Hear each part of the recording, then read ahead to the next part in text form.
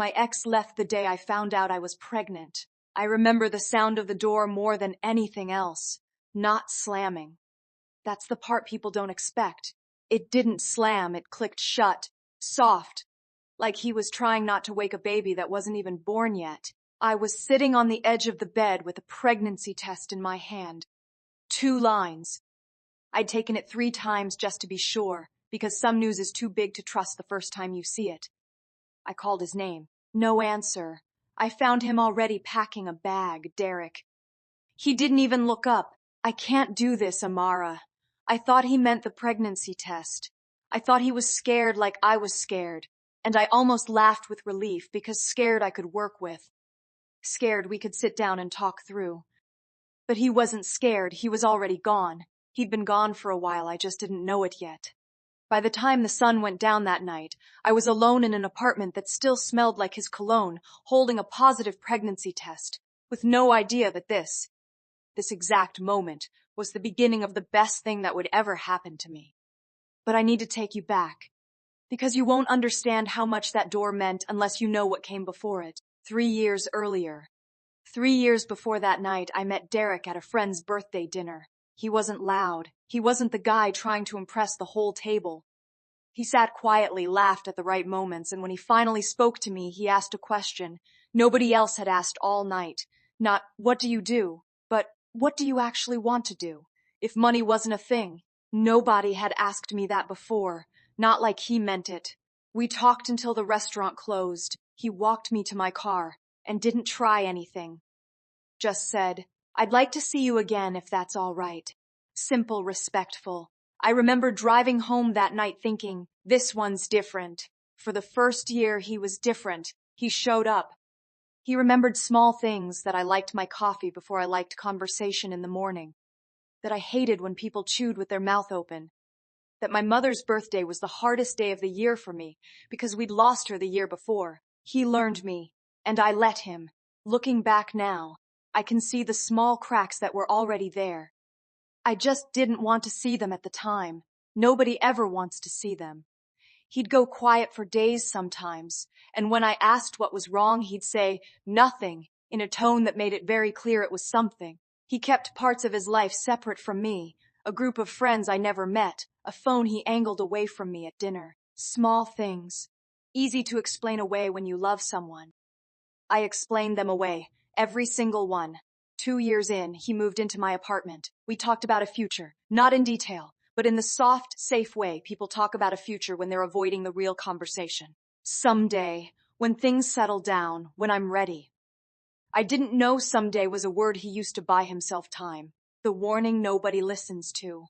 There is a moment I think about more than any other. It was maybe 4 months before the pregnancy test. My best friend, Nia, sat me down over lunch and said, Amara, I need to ask you something, and I need you to actually answer me honestly. Are you happy? Not comfortable happy? I laughed it off. Of course I'm happy. She didn't laugh back. You talk about him like a project, like something you're managing, not someone you're loving. I was angry at her for weeks after that, not because she was wrong, because she was right, and I wasn't ready to hear it. I want to pause here and say something to anyone watching this who recognizes themselves in that lunch conversation. If someone who loves you is worried about how you talk about your relationship, that is not them being negative. That is someone throwing you a rope before you even know you're drowning. I didn't take the rope. I kept swimming toward Derek instead. A month later, I noticed he'd started locking his phone with a new passcode. When I asked why, he said, work stuff, that's all, and changed the subject so fast I almost got whiplash. I told myself I was being paranoid. I told myself trust meant not asking questions. I was wrong about both of those things, but I wouldn't understand how wrong until much later, and that latter is a twist I'll get to because it changes everything you think you know about this story. For now, all you need to know is this. 2 weeks after that locked phone, I missed my period. 2 lines. I bought the test on a Tuesday. I didn't tell anyone, not even Nia. I wanted to know first alone before I let the world in on it. I sat on the bathroom floor for the full 3 minutes, staring at my phone timer instead of the test, because somehow that felt safer.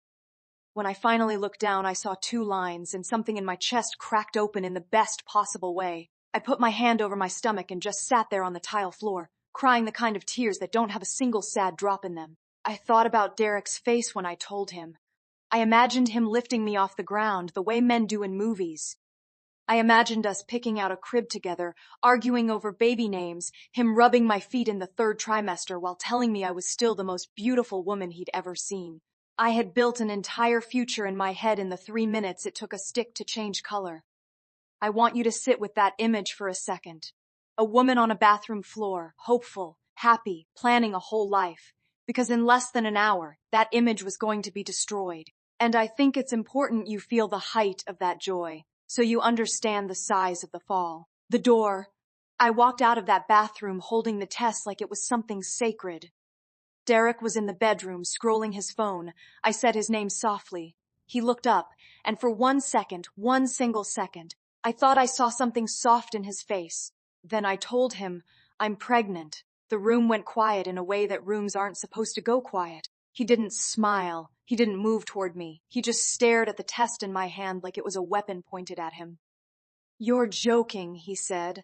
I'm not joking, Derek. I'm pregnant. He stood up, walked past me, pulled a duffel bag out of the closet, the same bag he took on work trips, and started putting clothes in it. What are you doing? I asked, my voice already shaking. I can't do this, Amara. Nah. I remember saying his name 3 more times, each one smaller than the last. Like I was watching myself shrink in real time. He didn't raise his voice. He didn't argue. That was almost worse. The calmness of it, like he had already made peace with leaving long before I ever found out I was carrying his child. At the door, he paused. For one moment I hoped he was going to turn around, he said. I'll send money when I can. Then the door clicked shut, soft, quiet, final. I stood in that apartment, one hand on my stomach, the test still in the other, and I felt something I'd never felt before in my life. I felt completely, entirely alone. The free fall. The first week I told no one. I went to work. I answered emails. I smiled at people in the hallway like my whole world hadn't just ended behind a closed apartment door. I finally told Naya on a Sunday. I didn't even get the whole sentence out before she was already in her car, driving to me. She didn't say, I told you so. She just held me while I cried into her shoulder, the same shoulder that had tried to warn me months earlier. Telling my father was the hardest conversation of my life. My mother had passed 2 years earlier, and he'd already watched me go through one kind of grief. Now he had to watch me go through another. He didn't lecture me. He just said, you will not do this alone. You hear me? Not while I'm breathing. I didn't fully believe him. Grief and fear have a way of making you feel like promises are just words. The months that followed were the hardest of my life. I went to every single doctor's appointment by myself, sitting in waiting rooms full of couples, watching men rub their partners' backs, while I sat there with my hands folded in my lap, pretending I didn't notice. Derek sent money exactly twice. Both times it was late, and both times it came with a text that said almost nothing. Here you go, like he was paying off a debt, not supporting a child. I lost the apartment we shared because I couldn't afford it alone. I moved into a 1-bedroom above a laundromat, the kind of place where you can hear the dryers running until midnight. I told myself it was temporary. I didn't know yet how true that would turn out to be, but not in the way I expected, because that's when the twist happened. The thing that changed everything I thought I knew about why Derek really left. The twist. 6 months pregnant, I ran into an old coworker of Derek's at the pharmacy. She looked at my stomach, then at my face, and her expression changed in a way I still remember clearly. Careful, almost pitying. You didn't know, she said. It wasn't a question. Know what? She hesitated, then told me the truth because she said I deserved it more than his silence deserved protecting. Derek hadn't left because he was scared of being a father. Derek left because he already was one. There was another woman, another child, 8 months old, in another city, that he'd been quietly supporting and visiting on the work trips. I never questioned. The locked phone, the disappearing for days, the someday he never wanted to commit to. None of it had ever been about being unready for a family. He already had one. He just hadn't chosen me to be in it. I want to be honest with you about the moment I found this out, because most storytelling would have you believe I collapsed. I didn't. Something strange happened instead. The grief I'd been carrying for 6 months, the what did I do wrong, it just lifted, because I understood, in one sentence, that I had done nothing wrong at all. I had been lied to by someone who was very good at lying, and there is a difference between failing and being deceived. I stood in that pharmacy aisle, one hand on my belly, and I made a decision right there. I was done waiting for a man who had already made his choice, and it was never going to be me. I was going to build something he could never take credit for. Building alone. I gave birth on a rainy Thursday in March. My father was in the room. Naya was in the room. Derek was not. My daughter had my mother's eyes. I named her Zuri. It means beautiful, because I wanted her first association with her own name to be something whole, not something missing. The first year was brutal in ways I can't fully put into words. I worked 2 jobs.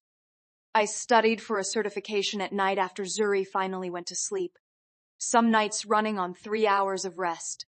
There were months I didn't know how rent would get paid. There was 1 week I genuinely didn't know how groceries would get bought, and my father showed up at my door without me calling him, like he somehow always knew. But something was happening underneath all that exhaustion. I was becoming someone I didn't recognize in the best way. Every hard decision I made alone and survived made me a little less afraid of the next one. By Zuri's 2nd birthday, I'd finished my certification and landed a job that finally let us breathe. By her 3rd birthday, I'd saved enough to start the small business I'd talked about for years, but never had the courage to try. A courage, I realized, that I only found because I'd been forced to stand on my own. I want to say something clearly here because this is the heart of the whole story. I did not become strong despite being left. In a strange, painful way, I became strong because of it. Not because abandonment is good, it isn't, and I'd never wish it on anyone, but because I finally stopped waiting for someone else to build my life for me. By Zuri's 4th birthday, we had moved out of the apartment above the laundromat and into a small house with a yard. She had a room painted the exact shade of yellow she picked out herself. I stood in that doorway some nights just watching her sleep, thinking about the girl on the bathroom floor with 2 lines on a test, and I barely recognized her because she was so much smaller than the woman I'd become. The return. 4 years after that door clicked shut, it opened again. Derek showed up on my porch on a Tuesday evening, and I almost didn't recognize him. He looked tired in a way money doesn't fix. I found out later that the other family hadn't lasted either. The woman he'd chosen over me had eventually seen the same pattern I had, just faster than I did, and left before he could leave first. He stood on my porch and said the words I used to dream about hearing. I made a mistake, Amara. I want to be in her life. I want to be in your life. 4 years earlier, I would have opened that door wide and let him back into everything. That version of me had been waiting quietly for exactly this moment. But that version of me didn't live in this house. She didn't build this life. She didn't do the 2 a.m. feedings alone, or study for a certification exhausted at a kitchen table, or watch her daughter take her first steps with no one to grab her arm and say, "Did you see that?" This version of me had done all of it by herself and had come out the other side. I looked at him for a long moment. Behind me, I could hear Zuri laughing at something on the television. Safe, happy, whole, without ever having needed him to make her that way. "You don't get to just decide you're ready now," I said. "Being a father isn't a door you get to walk back through whenever it's convenient for you." He asked for a chance. I told him the only chance I'd give him was the chance to send a letter to Zuri when she's old enough to decide for herself whether she wants to know him. Not me, her choice, not his convenience. He left the porch that night with nothing, no relationship, no second chance, no place in the life he'd walked away from. Everything he thought he could just come back and collect. He'd lost the moment he chose the door instead of us. The victory. Zuri is 5 now. She doesn't know the whole story yet. She's too young for all of it, but she knows this. Her mother built their life with her own 2 hands and nobody handed it to her. Some nights, I sit on the porch of that little house with the yellow room and I think about the woman crying on a bathroom floor. So afraid of being left alone that she couldn't imagine anything good coming from it. I wish I could go back and tell her something. I'd tell her that the door closing that night wasn't the end of her story. It was the very beginning of it. I'd tell her that the man walking out with a duffel bag wasn't taking her future with him. He was leaving room for her to build a better one, even though it would take her years to see it that way. If you're watching this and you're in that moment right now, sitting on a bathroom floor, or standing by a door that just clicked shut, feeling like your whole world just ended, I need you to hear this from someone who's already walked through it. You are not being abandoned by your future. You are being cleared a path toward it. It doesn't feel that way today. It might not feel that way for a long time, but one day you will stand in a doorway of your own, watching a child you raised on your own strength sleep peacefully, and you will understand that the person who left didn't break you. They just weren't strong enough to stay for who you were about to become. If this story touched you, hit subscribe, because I share a real single parent story like this every single week. And before you go, tell me in the comments, would you have let him back in? I read every single one. Feel free to share your story with us via our email on the screen. Also indicate if you want us to tell it here by publishing it exactly the way you sent it to the world, or you want us to edit it and expand the story before telling it. This may help the next single parents out of their struggles, and that's why this channel exists, to form a community of individuals going through some experiences, or already out of the experiences, but willing to help create a better society, the next person, and help humanity. Thank you for your contributions. Thank you for watching.